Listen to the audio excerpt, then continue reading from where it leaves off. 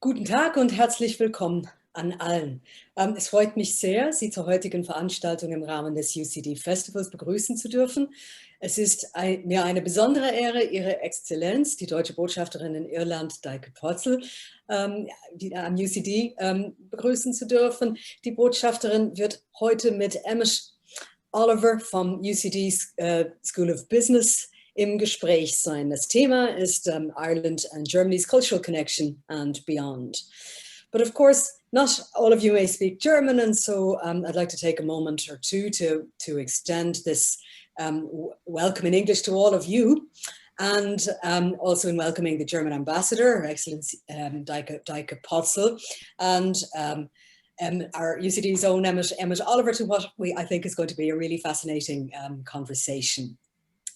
The format of today's webinar will be approximately 25 to 30 minutes of conversation, and you're very welcome to pop along your questions into the chat and throughout, and we'll do our very best to get to as many of you as possible in the Q&A and the questions afterwards. So today's discussion as part of the UCD Festival will reflect UCD's Rising to the Future thematic focus for 2020 to 2024. This encompasses 4 strategic themes, and they hone in on UCD's contribution to global challenges. The themes are creating a sustainable global society, transforming through digital technology, building a healthy world, and empowering humanity. I hope you'll be able to enjoy some more of these conversations from the series that UCD Alumni Relations are organising. Now, returning specifically to today's event, it was my particular pleasure to be invited to introduce this, because I lecture in German in UCD's School of Languages, Cultures and Linguistics, and Her Excellency Ambassador Potzel has been a very good friend and a very welcome visitor to German studies on a number of previous occasions. And I'd like to mention some of these because I think they're clear examples of Ireland's and Germany's cultural connection in action. Not long after taking up her post in Ireland the very next year in 2018, the ambassador hosted a film screening and Q&A session with the Turkish-German director Nico Celik. Apologies for my pronunciation to any of you who may be Turkish or Turkish speakers. This was hosted at her residence, and it was in collaboration with my colleague Joseph Twist from German here at UCD. Later the same month, in fact, 2018, the ambassador came to UCD again to talk to our final year students in German, and not just but to talk with them in a roundtable discussion, the theme of nationalism, threats to pluralism affecting Germany and the EU today. And this was also, this willingness to talk with our students is something that I think has meant a lot to them. It wasn't the only occasion. In February 2019, the ambassador gave a talk at the opening of an exhibition by the photographer Harald Hauswald, Totally East, Life in East Germany, celebrating the 30th anniversary of the fall of the Berlin Wall. We were particularly privileged to be able to host this exhibition in UCD, O'Brien Science Building, thanks to the support of the German Embassy, German Academic Exchange Institute, and the Goethe Institute, in collaboration with German at UCD.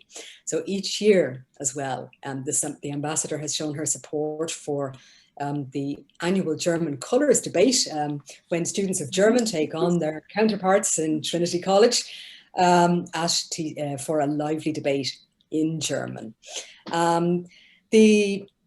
My colleagues and I in German at UCD are very grateful to the ambassador for the energy, the commitment and the interest she has shown in all of these collaborations. It's something that has really meant a lot to our students, because of course, like many of you listening today, some of them are now alumni. Some of you listening today are now alumni, and I think it's safe to say that the ambassador understands the importance of talking with young people, because of course, they are the future, and the future is in their hands. As a department whose identity is looking out towards Germany within the European Union, but also conscious that we're in a wider world in which, you know, our thoughts and our actions and our words count. I'm very much looking forward to listening to this conversation now between Emmet Oliver and Deike Potzel on Irish-German cultural relations and beyond. So it's my pleasure now to hand over to Emmet. Thank you very much, Jan. Thank you for the introduction, very warm introduction.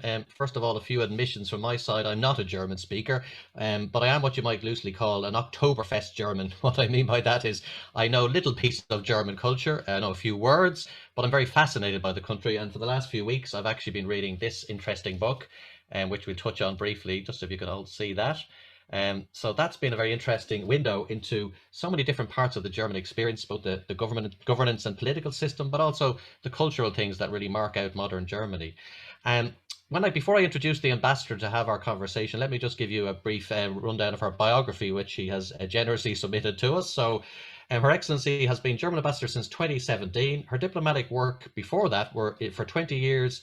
Leading up to her appointment, she has held other positions all across the globe in terms of she's been press, protocol and political attaché at the German embassy in Singapore. She's also been head of culture, press and science section at the German embassy in Iran, which is a fascinating contrast to her current posting, I'm sure. She's also held multiple posts at the Foreign Ministry in Berlin, including Deputy Head of Division for Staff Development and Planning and Deputy Director General for Central Services, and she's married with 2 children. Is all in the biography, so she has submitted to us.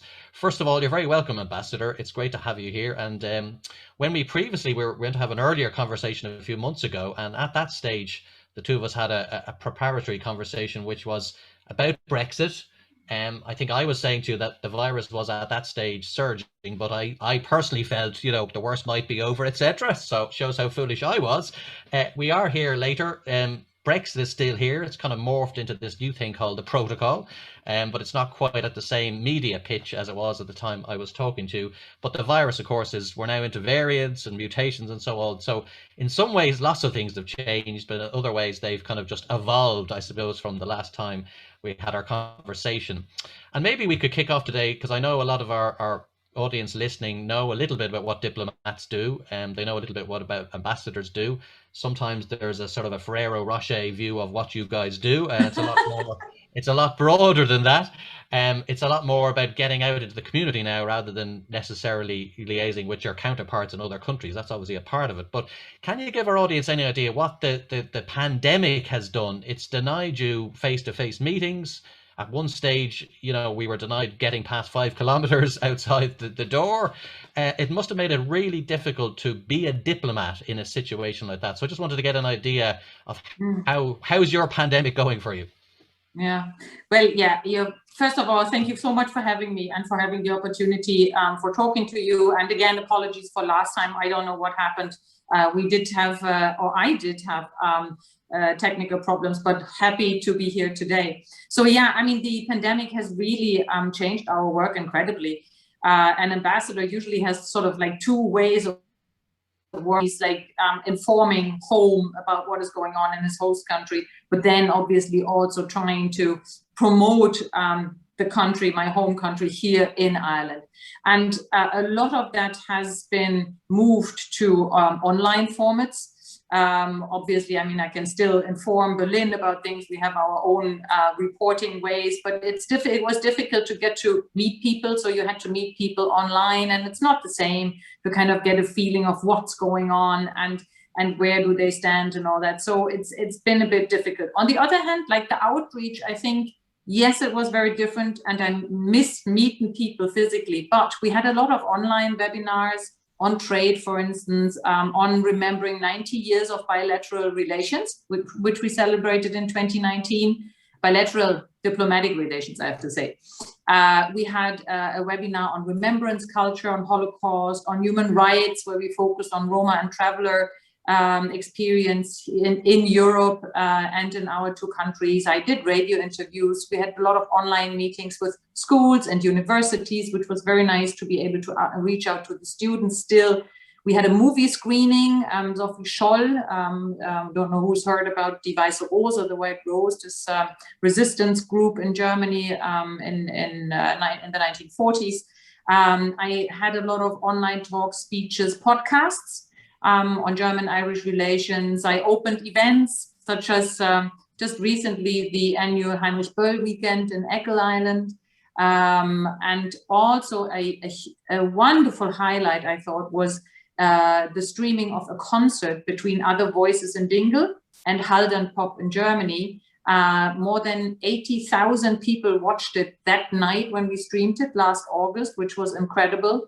And then there is the social media outreach, of course. So we produced some videos on different occasions and also to promote German as a foreign language. And as you were saying, Emmet, you don't speak any German. I can recommend courses at the Goethe Institute in Ireland, even online these days. So yeah, no, I mean, it's changed completely, but it's, I think we were still quite good at reaching out. We also had the presidency of the European Council, so there was also a lot of outreach there, but mainly online. So I'm glad to now have the chance to at least meet very few people, but still meet people in the garden.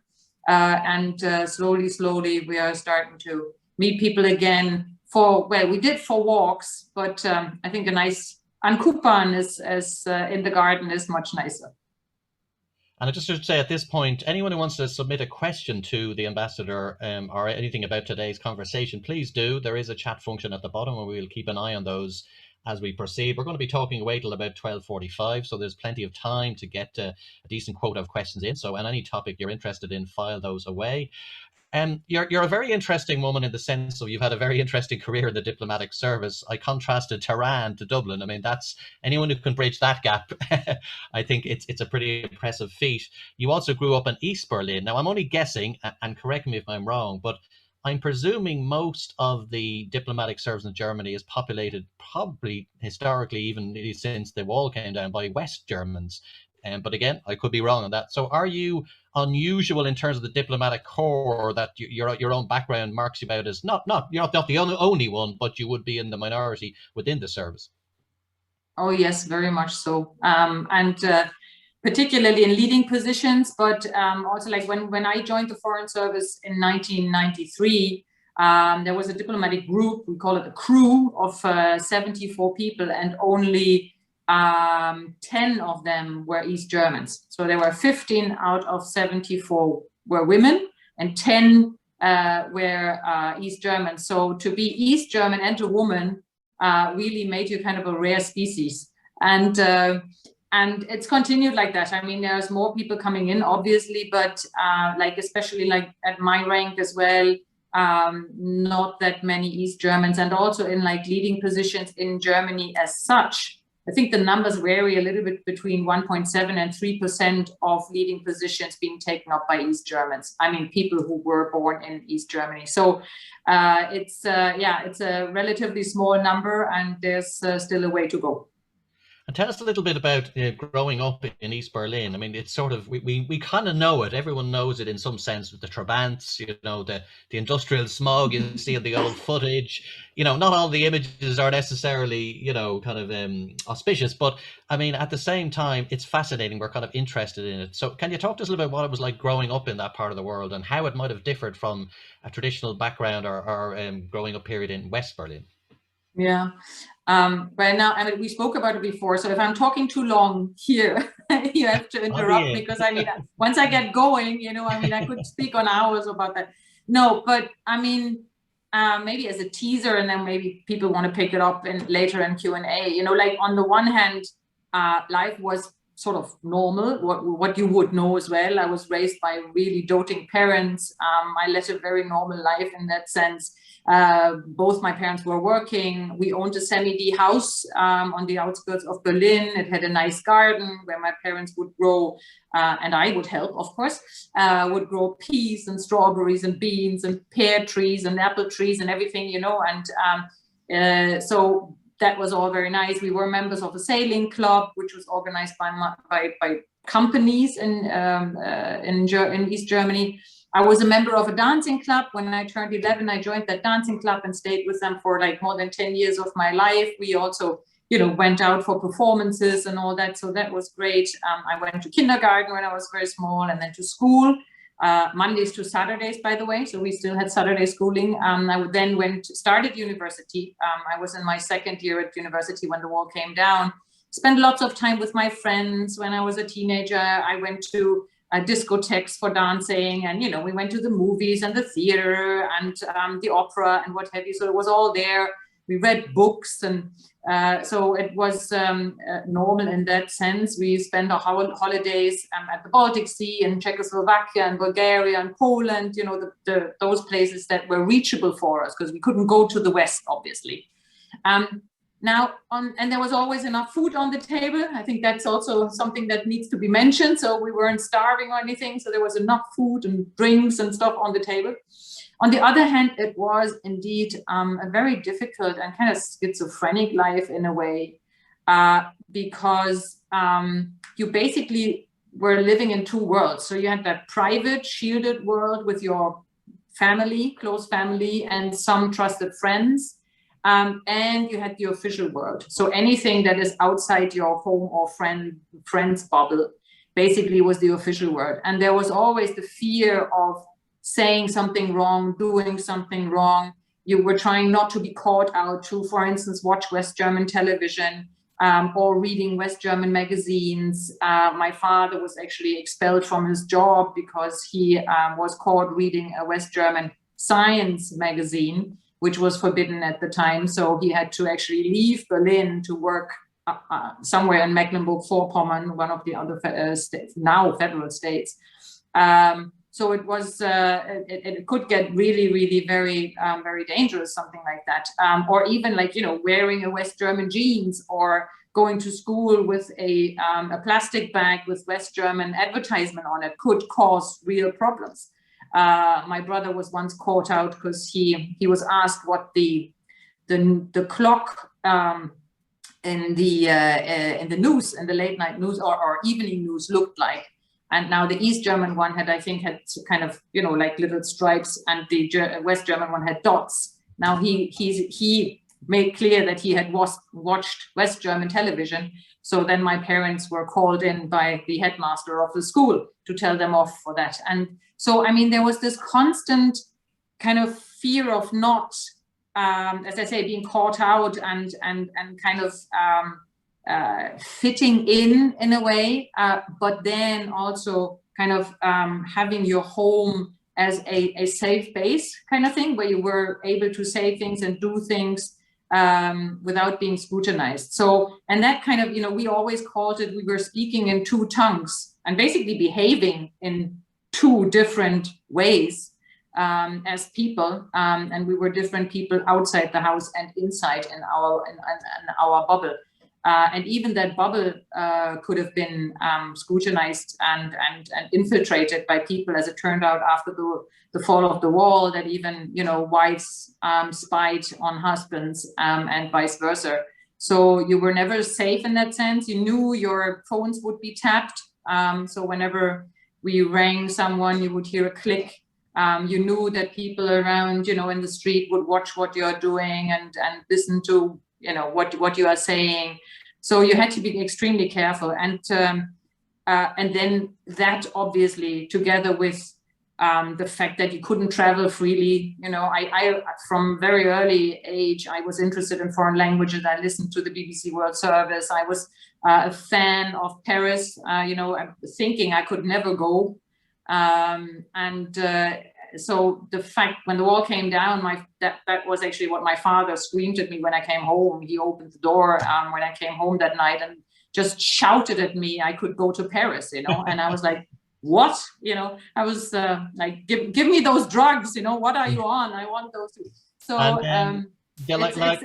do you find it interesting, do you find it interesting that in terms of culture and so on, a lot of people are very interested in the East Berlin experience, less so in the West Berlin experience. So you have Bridge of Spies, you have Secret Lives, you know, you've got all these movies that have gone out over the last 10 or 15 years on what it was like in East Germany and East Berlin, more appropriately. And there's less interest in West. And then I suppose it brings me to this book that I mentioned at the start, and I really highly recommend this, even to alumni who are very versed and immersed in German history and government and policy. I still think this is a really good, accessible read by John Kampfner. And one of the funniest things he tells at the start of it is that when he started writing the book and he went to interview various German politicians, German diplomats, they said, "Oh, I like the sound of the book. What's the title?" And he repeated the title, "Why the Germans Do It Better." And immediately every German interviewed said, "Oh no, don't like that title. Just don't. What do you mean? You'll have to change that title. That just cannot stand as a title." And that brings them into the whole idea of, because of the history, because of the wars, etc., etc., etc., there's just a different view of Germany having teachings or learnings to give other countries. There's this nervousness around that. There's an apprehension of presumption around that whole issue. And that brings me on to one of the subjects he discusses in the book, is the difference between East Germans and West Germans and how they do things, and the jokes and the OCs and the Wessis and all that sort of stuff. I mean, do you think he's paying too much attention to that, or there's too much emphasis on it, or is it just at this stage, as convergence speeds up and the two economies kind of come more equal, is it just a kind of a historical backdrop, or is it still very much a live issue among Germans when they meet up and when they work together? I think it's becoming a little less now. But let me first of all say that I actually was, I suppose, also one of the diplomats Kampfner had in mind when he wrote that, because I met him at a function for President Higgins when he visited Germany in 2019 in July. Kampfner was there as well, and he told also me about that book, and he told me the title, and I did exactly the same. I was like, whoa, you can't do that, right? We still feel sort of very embarrassed about that. Because of our history, obviously. So we are not comfortable with being portrayed as kind of better than the others or something. I know it feels sometimes very different from the outside, but like we internally, I remember in 2014, our president, then President Gauck, held a speech at the Munich Security Conference, and he said there Germany needs to take up more responsibility worldwide, also meaning in a military sense. And there was a huge debate after that, because that was the first time that someone said something like that.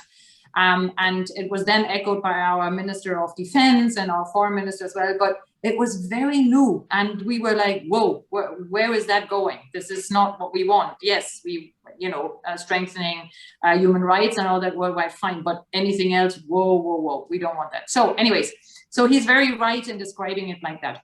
On the East-West, a question there, as I say, I think it's becoming a little less, but it took a long time also to really openly talk about it. And we just celebrated in 2020, 30 years of German reunification. And interestingly enough, now is more a time for people to actually talk about, East Germans particularly, talk about how they felt shunned, how they felt not recognized, how their sort of life stories were ignored, or they were looked down at by West Germans. This is a feeling that grew very quickly after the fall of the wall, or rather after unification.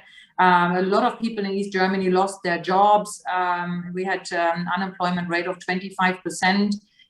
For a long time, and there was quite some devastation there, really. A lot of West Germans came in and took over leading positions. That's also a reason why still so few East Germans have progressed through the ranks, and so that left not a good sort of feeling there. Also, like the term Ossi, right, the East German Ossi, has a negative connotation when you say it. You think of someone who is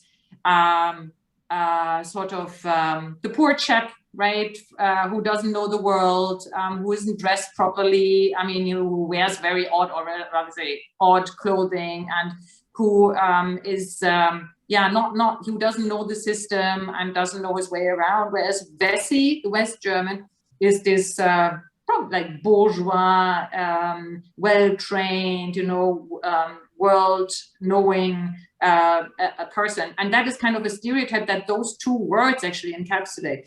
So I feel that it is still important to listen to each other and to be open to understand and appreciate the other's experience. So like even today, a lot of West Germans have never been to East Germany, whereas most East Germans went over to the West, obviously, to understand and see and what have you. And but they still feel that it hasn't been really appreciated by a lot of people from West Germany, like that they went through a lot and that it was a tremendous sort of challenge to basically have a system change within a couple of months, right? I mean, we didn't know anything about West German society, about, you know, how the democracy worked there, even, you know, how business works and how a market economy functions and all that. We had no clue. And yet within weeks, really, the whole system changed, from like little things like the things you buy in the supermarket, which suddenly were very different, to the bigger questions of how do I find a job, how do I find a home, a house, an apartment, what have you, you know, like how do my kids enroll at university and all that. It all changed completely. So the appreciation for that, I think, is still, for a lot of people, well, for quite a few East Germans, that is still missing. And so we need to still have that conversation between East and West Germans to understand the living conditions here and there. You know, also the East Germans need to learn more about how West Germans saw it. So there's still some talking to do. And I think there's learnings there, isn't there, in the sense that the whole subject of a united Ireland is in the political ether at the moment. And, you know, you hear people very blithely saying, you know, the Germans did it, so we can do it. But what you're actually saying is it's a long process. There's a lot of issues. It's taken 30 years to arrive where you are now. And there was a lot of speed bumps, a lot of financial and economic implications along the way. So it's just worth saying that those two don't necessarily line up very identically, you know. The other thing, I was in myself in the summer of 2019, and I must concede, I hadn't been paying that much attention to President D. Higgins' visit at the stage. So when I landed that morning at the airport, as I drove in the taxi, there was Irish tricolours lining all the avenues, Irish tricolours outside all the hotels, everywhere, all over the diplomatic quarter and so on. So I was kind of thinking, God, this is fantastic. They really like the Irish here. Then I suddenly read the paper and saw that President D. Higgins had just wrapped up his visit the previous day. They were just taking the flags down. But it did speak to me a little bit about how close the relationship is. And that's something we want to talk about today. Because on the surface, having read Kampfner's book, you sort of think, I don't know if these two nationalities would be natural bedfellows, okay? Because a big part of his book is about where rules, for example, and order plays a part in German society, you know, and Germans joke about this, you know, so they're well aware of self-deprecation in this whole area, you know, standing by the traffic lights. We know the old story of no traffic and standing there 2 minutes, 3 minutes. I don't know if these things are really true, but they seem to be folklore passed down the generations. Then you come to Ireland and we all have a slightly, what would you say, we have a very loose relationship sometimes with legal structures and so on. So on the surface, culturally and socially, you would think Ireland and Germany, they're not naturally kind of matched up. But you've been really on a kind of an endeavour and on a journey to kind of find those connections and find those linkages and sort of say, no, hang on a second, there's lots of them. You just have to dig them out, find them. Can you talk to our audience a little bit about that and what you've discovered and uncovered as you've been over here for the last 3 or 4 years? Oh yeah, I'm happy to share that, because really there is so much that connects us and it's really amazing. I mean, you know, we go back a long time, starting in the 6th and 7th century already, with Irish monks going over, you know, and there are some sad stories, some good stories as well, but some sad stories like St. Kilian being killed in Würzburg because he apparently felt compelled to inform the king of an extramarital affair of his wife. So that didn't go down well with the wife, actually, who got him killed. But St. Kilian today but St. Kilian today is still the patron of Würzburg. And a lot of children are still called Kilian in Germany, in Würzburg, because of that. So you will find his remains still in the chapel there. Also, your president went to visit the relics. It's amazing, you know, how this is still kept alive. Then you had other wonderful examples like Handel. He performed the first rendition of the Messiah in Dublin, and there is still a little statue there. Then Beethoven, for instance, he wrote 25 Irish songs, which are also nice to listen to. Other things like in the 19th century, for instance, there was a guy called Caspar Zeus from Bavaria. He published the first Grammatica Celtica that ever existed. Another guy called Kuno Myers, he was instrumental in the re-emergence of the Irish language. So in 1903, he became the first director of the School of Irish Learning in Dublin. He also was a professor at the Royal Irish Academy and worked with the Gaelic League. And like your President Cosgrave then once called him someone who has done more for Irish scholarship and Irish national glory than any other living man, is what he said at the time. Of course, you have the beautiful, then many years later, the beautiful links that Heinrich Böll created, right? I mean, our literature Nobel laureate who wrote this beautiful book, The Irish Journal, which I know when it was first translated into English wasn't very much welcomed by the Irish because they felt this is portraying an Ireland which we have long passed. Böll came here in the 1950s, as some of you might know. He absolutely fell in love with Ireland and with Eckle Island, where he bought a cottage, which is still used for artist residencies, and also for this famous Heinrich Böll weekend, 1st of May weekend, that is, the 1st May weekend, that is. And so there are a lot of cultural bridges also. I mean, we won't forget that Ireland has helped us in taking in more than 400 German children after the Second World War, the famous Operation Shamrock, for instance. Those were malnourished children, not orphans, but malnourished, and they came here, they stayed with foster families. Some of them became Irish later on or came back and married Irish women or men, so that was fantastic. And also, I mean, some of you might know earlier already in like the beginning of the 18th century, quite a few hundred of Palatines came over and settled in Ireland.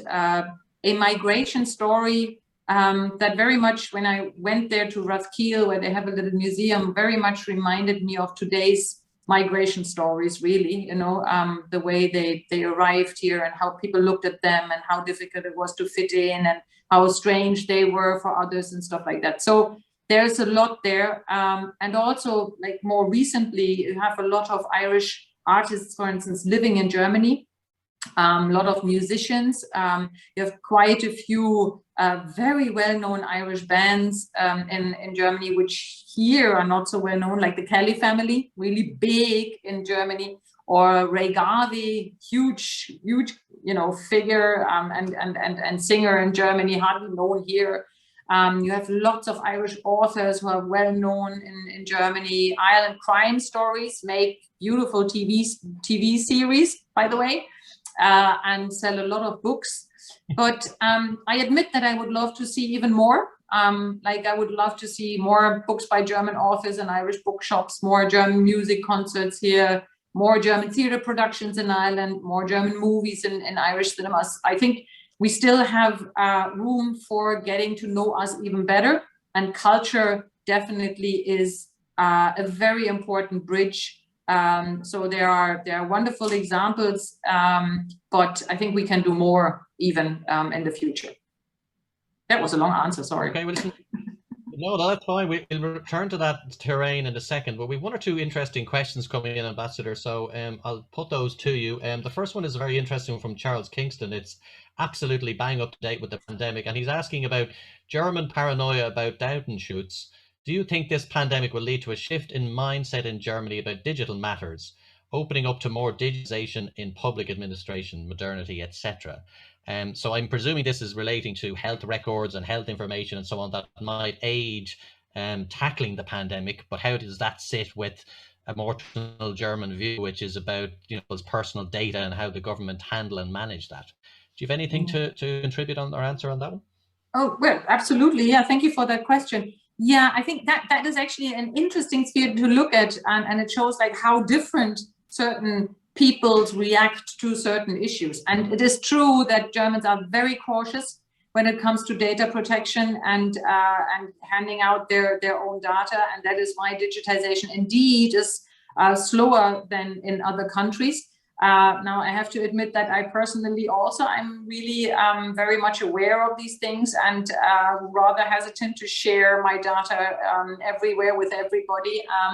And I suspect, now I haven't read up on it really, like in terms of scientific research or something, but I suspect that really it is also our history that is at the basis of this. You know, I mean, there has been this surveillance in Germans' lives, in many Germans' lives for very, very many years in their lives, like for East Germans, but also like if you look at the older generation, in obviously in Nazi times and all that. So, and that's kind of passed on, I suppose, that people really are very careful. And as you said, well, you might call it a paranoia, but I'd say it's carefulness. And the more we find out about the you know, the platforms, the online platforms and all, and the way how important data gets for them and for our future, I think the more we learn, the more we need to have that conversation of what we want to share and how and where we want to share it. And yeah, as I say, I mean, it is true that the Germans are more careful. I mean, there are also people pushing for more openness, but it is a conversation that we all need to have within Europe and beyond. But you shouldn't expect or the Germans to be the front runners in like opening up on data security. On the contrary, I think we will. It will remain a very important issue for our people, for our citizens. Okay, thanks for the question, Charles. Interesting, very, very topical one. One other thing I wanted to ask about, Ambassador, which has kind of fascinated me, I'm always looking at how successful the German economy has been. It's had good growth, but very kind of not the wild swings that we've had in Ireland. It's had some recessions, obviously, as well, but it seems to have a very good formula of kind of managing demand in the economy. But particularly interesting to me is the demographic future for Germany. I think is fascinating, and I know there's a lot of reflection on this.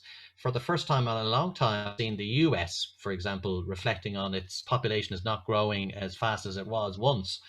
And we don't really think of the US like that. It's a very young country comparatively. But Germany has a big demographic, some people would call it a time bomb, whatever you want to call it. And people notice when they go into the smaller towns, you know, the lights go off very early in the evening.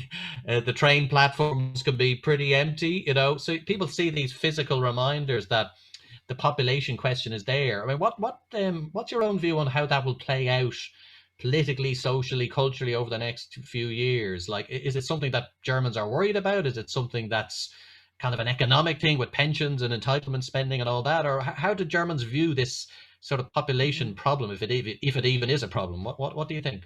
Well, it's not like the most prominent topic that Germans talk about at the moment. It comes up now and then, exactly as you say, you know, when we're talking about how secure are our pensions, you know, who is going to pay for the pensions of all these old people, because we are getting older. You know, German society is definitely getting older, and we're too old actually, and we don't have enough children anymore. So there is a question and a problem there, definitely, but it's not that prominent on the agenda. Unfortunately, one might say.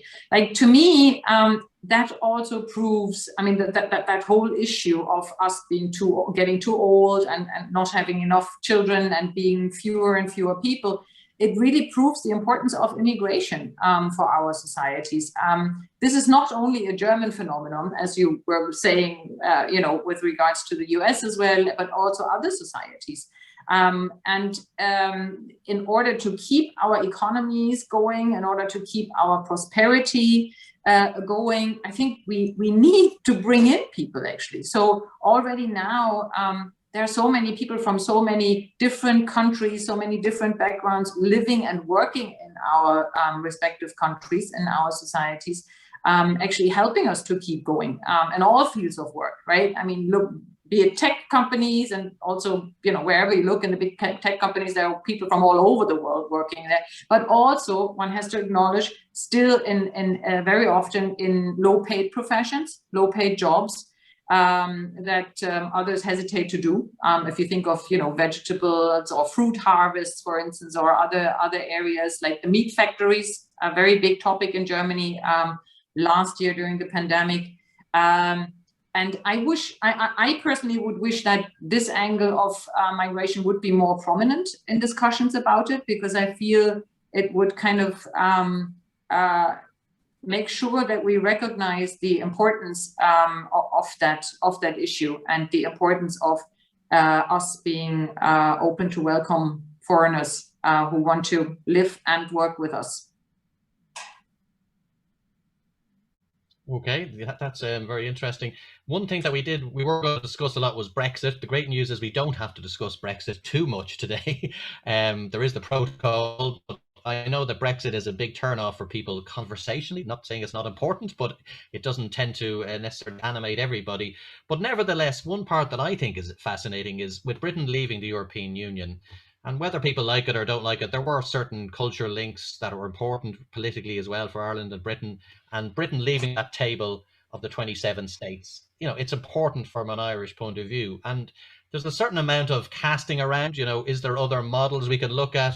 We're so subsumed in American and UK culture here. It pours in through television and obviously internet platforms and so on. We don't hear and see as much German cultural artifacts. It doesn't flow in here physically as much. But now that Brexit has happened and Britain and our relationship with Britain is getting more slightly distant, obviously geographically it doesn't change, but it does in other ways. Is the German model, is Germany a country that we can sort of learn things from, we can take things from diplomatically? Can we build alliances with Germany? Can we forge common interests? Is there a sort of a whole new chapter opening up, do you think, in Irish-German relations because of Brexit and because of British becoming sort of one step back, a little bit more removed from us? Do you think there's something going to happen there, or is that just sort of politics and it's always kind of very dynamic anyway? Well, I'm very happy to share with you that this is already happening and that it's been fantastic for me to be here at a time when this is happening. So like after the post-Brexit referendum, Ireland started looking at partnerships more closely and like sort of beyond Britain and the very established relationships there. And looked more to the continent, and they saw us as well. So in 2018, they produced a review of German-Irish relations, and that came up with 23 recommendations of where to go and how to strengthen the relations. And what we did, on the other hand, also due to Brexit, we also again looked at other developments within the European Union, within certain member states, and all that. We looked at the European map and thought, like, who are or what are the like-minded countries that we haven't been in too close contact with? And it turned out that we really kind of didn't do enough in our relations with Ireland. So this came together, right? The review of the Irish and our like-minded initiative, as we called it.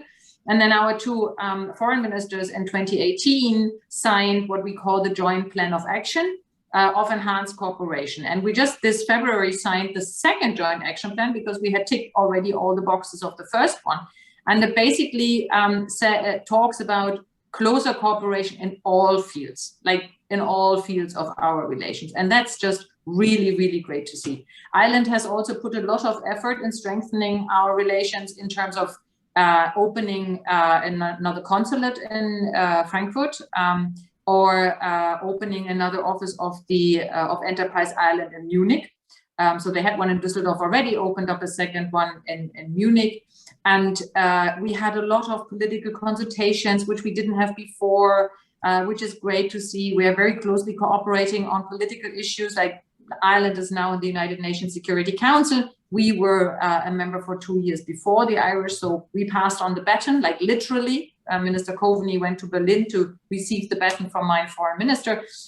We cooperate on the political issues there very closely. And Ireland, like a beautiful example, which I love, one of Ireland's diplomats will now, as we call, co-locate with our diplomatic mission in Tehran. So as they want to open a mission there and they still haven't got any buildings there, he will now sort of work from our embassy there. So it's really great. And I mean, Germany's already well positioned. I mean, we are the island's 4th most important trading partner, 5th biggest market for Ireland's food exports, 2nd largest inward investor.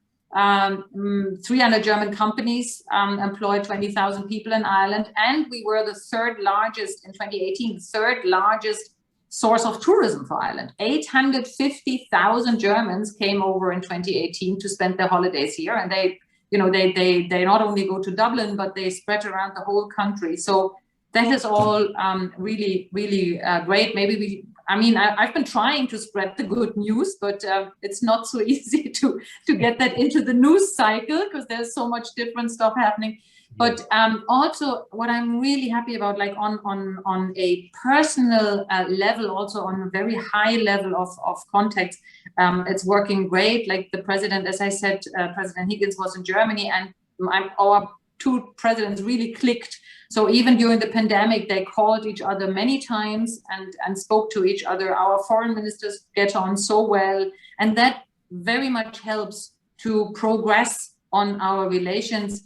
And I can just say I'm thrilled to see that there is so much happening. Sorry, that there is so much happening and so much going on, and maybe also during the pandemic. Sorry. Yes. No, so that wasn't Minister Coveney, was it, ringing up there? No. No, that was just my son. Sorry, I switched that off now. Oh, that's sorry, okay. I forgot. One of the things, right, Ambassador, I was just going to ask, we have to wrap up a little bit soon, but you're talking about a number of different areas where the 2 countries can come together. And Germany, it really is the cradle of green politics and the green movement. I think the modern green movement in Europe pretty much was birthed in Germany. So that brings up the issue of climate change. Like I'm looking at Germany, it's so much bigger than Ireland, both demographically and in the economy. We're off different parts of the continent, and there wouldn't seem to be, naturally an area of cooperation there. But do you think climate change is one of those areas where the 2 countries can forge a useful alliance in that particular area? I absolutely think so. And we've been trying to, again, spread the word. Also in close cooperation with our German-Irish Chamber of Commerce here in Dublin.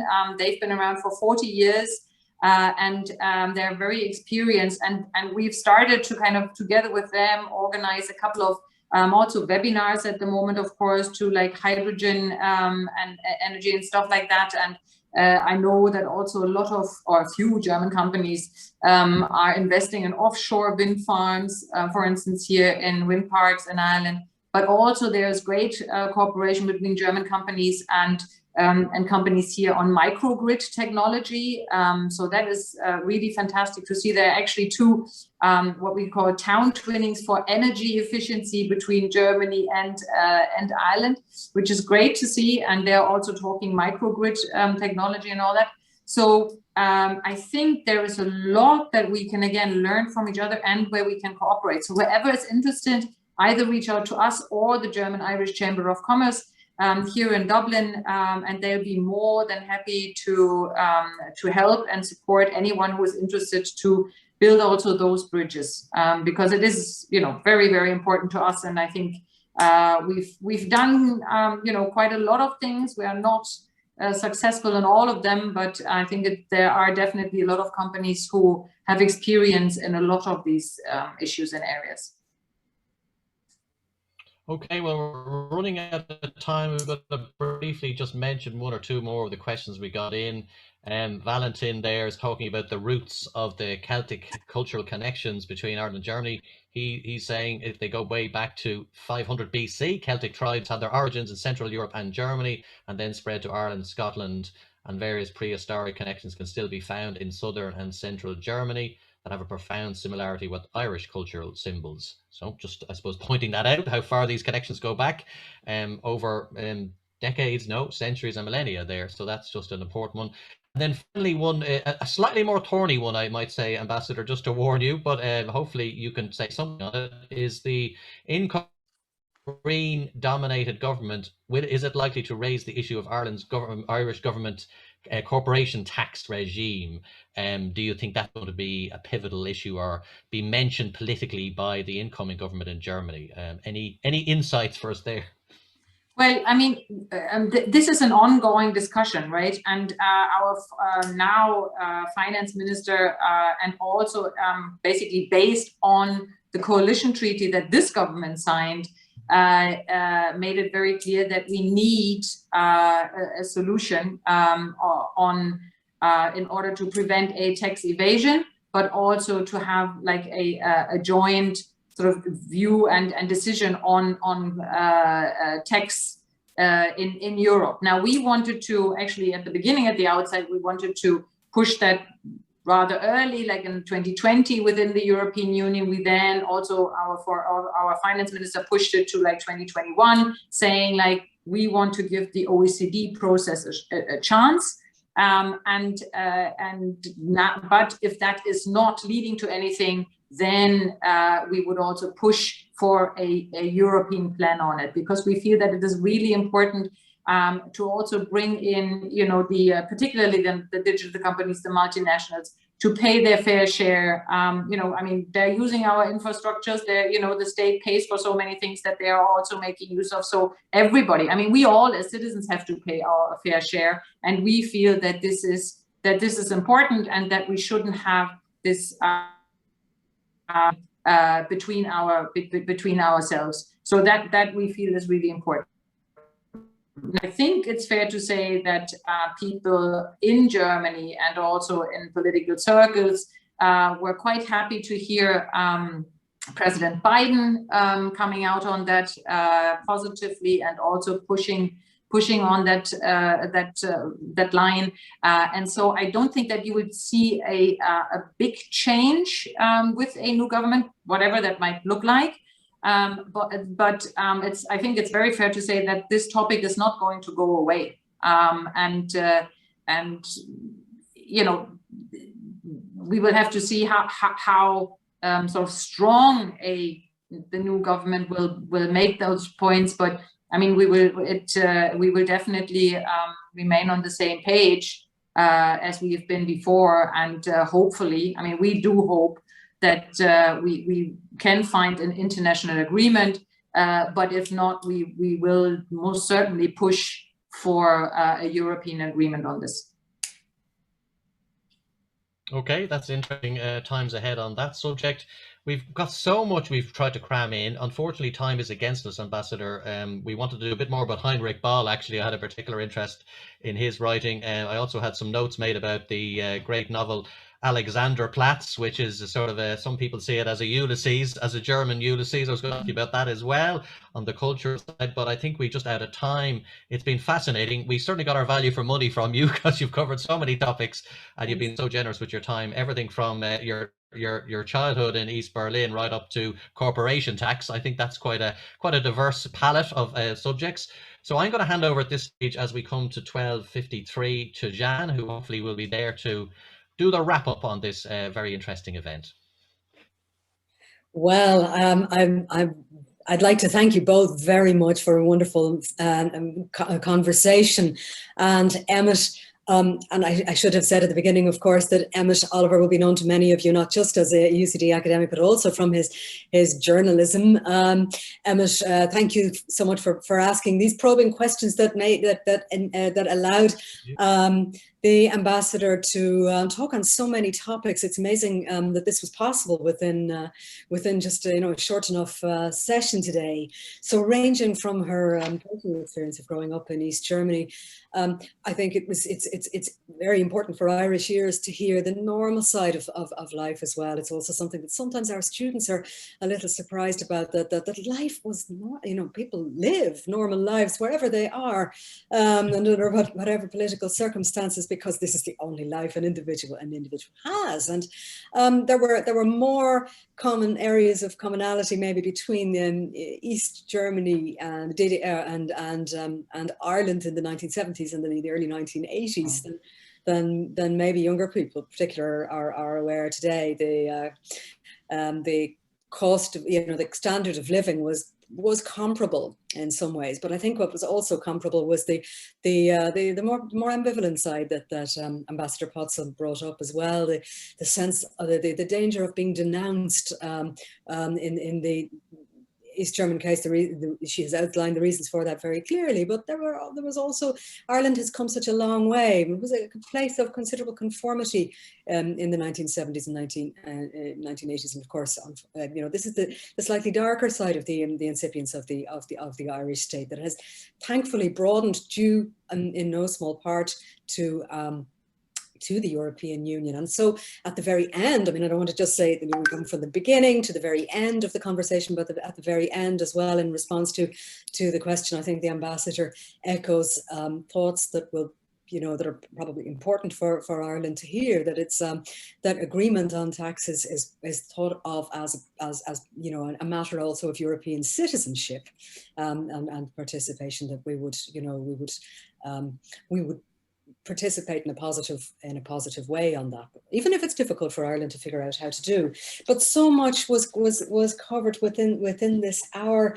I think also it's always so interesting to hear the ambassador explain, as many of her compatriots will, why Germans are still embarrassed to some extent when this idea comes up of Germans doing things better, Germans being, it's still difficult to acknowledge or to sort of take credit for certainly, difficult to express maybe pride in a way that's more less self-consciously done in some other countries, and I'll finish maybe on an anecdotal note on that. I mean, I was in Germany when the World Cup final was won by Germany, and saw many of my German friends for maybe the first time being openly able to be happy that a German team was winning and Germany was doing well, and here they were able to be expressive without having to hide, without having to feel that embarrassment and concern for how Germany would be perceived on the outside, because it is a very fascinating, open and inclusive place. And the ambassador spoke very eloquently also on the role that the many non-German nationals and immigrants have played, continue to play, and will play as the German population ages. It's so important to welcome others, but not only to do so as lower paid workers. And I think that's a message for us here in Ireland also. When I went to Germany for the first time in the 1980s, Ireland was that country where many of our young people were emigrating, and now many people are coming to Ireland, but some of them are also doing. We need to be very grateful towards and very, very inclusive of, but also not to ensure that they're not that just on sort of low paid employment. So it would be difficult, I think, to do justice to all of this conversation in a couple of words. I must not outstay my welcome here, but I would like to remind all of you that you can register for other Global Perspective events by clicking the link in the chat box to Globe UCD Festival Global Perspectives. That should be showing for you, I think. And to say that the main UCD festival is happening online from the 27th to the 29th of May, and will feature conversations, performances, workshops, and other interactive demonstrations. So for information, you can of course register on the festival website. The link should be showing for you. So I'd like to thank everyone for finding time to join us today, this lunchtime, and to express my sincere thanks to Emmet Oliver and to Ambassador Deike Potzel, whom we have been very lucky to have had with us in Ireland over the last few years. Thank you both so much. And on that note, I think we'll say bye-bye for today. Thank you. Thank you so much. Thanks for having me. And good luck to everyone. Stay safe. Thank you.